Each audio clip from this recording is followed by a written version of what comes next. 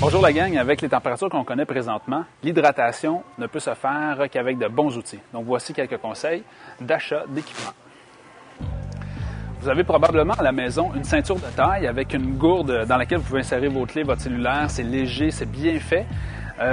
C'est génial, sauf que lorsque vous allez faire un entraînement un petit peu plus intensif qui va nécessiter des plus grands mouvements comme la marche nordique, la course à pied, le fait d'avoir tout le poids concentré au même endroit va créer un point de tension dans votre dos et qui va créer un ballottement qui n'est pas génial, qui peut causer quelques petits problèmes. Donc, ce qui est proposé, ce qui est génial, ce qu'on adore, c'est la Fuel Belt, la ceinture d'hydratation qui se porte sur les hanches.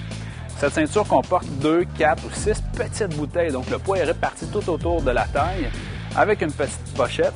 Donc, ça va faire en sorte que la ceinture est bien sandelée sur les hanches et n'offrira pas de gros ballottements comme l'autre gourde et n'offrira pas surtout de points de tension sur le corps. Donc, c'est vraiment génial.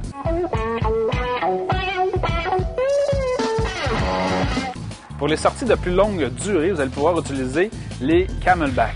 Donc, il y en a chez Platypus, il y en a chez Camelback, il y en a de différentes compagnies. Donc, c'est une pochette d'hydratation que vous allez pouvoir porter directement dans votre sac à dos et avec une espèce de petit tube qui va vous courir sur les épaules et descendre, l'avoir à portée de la bouche. Donc, vous allez pouvoir vous hydrater plus fréquemment. C'est vraiment génial. Donc, ça se fait en format de 1 litre, 2 litres et même 3 litres.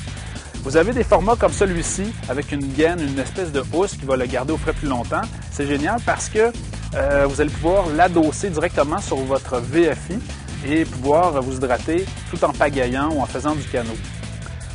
Vous avez d'autres modèles qui sont comme celui-ci, qui viennent avec un sac à dos, toujours très ergonomique pour le dos. Vous avez d'autres modèles avec un sac à dos, mais qui offrent un compartiment plus grand, donc vous pouvez traîner votre sandwich, d'autres vêtements de rechange aussi, au besoin. Ici, c'est un modèle de chez Camelback, donc toujours bien pensé, bien ficelé. Encore chez Camelback, il y a un autre modèle ici que j'aime moins, je voulais en parler parce que j'appelle ça, moi, un sac à dos accordéon. C'est-à-dire que le poids va aller de plus en plus vers l'arrière et donc ça va créer une espèce de tension, de ballottement ou de poids vers l'arrière qui n'est pas génial, qui n'est pas intéressant pour le randonneur en vous.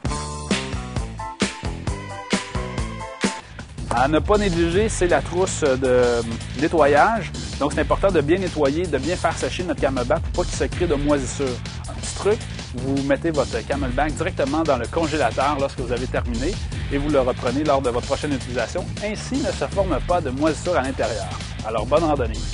Donc, en conclusion, l'important, c'est d'associer le bon item avec l'activité physique que vous allez faire pour maximiser vos chances d'avoir une meilleure hydratation. Et finalement, pour les bricoleurs en vous, eh bien, je vous invite chez Cell Baron pour finir vos achats.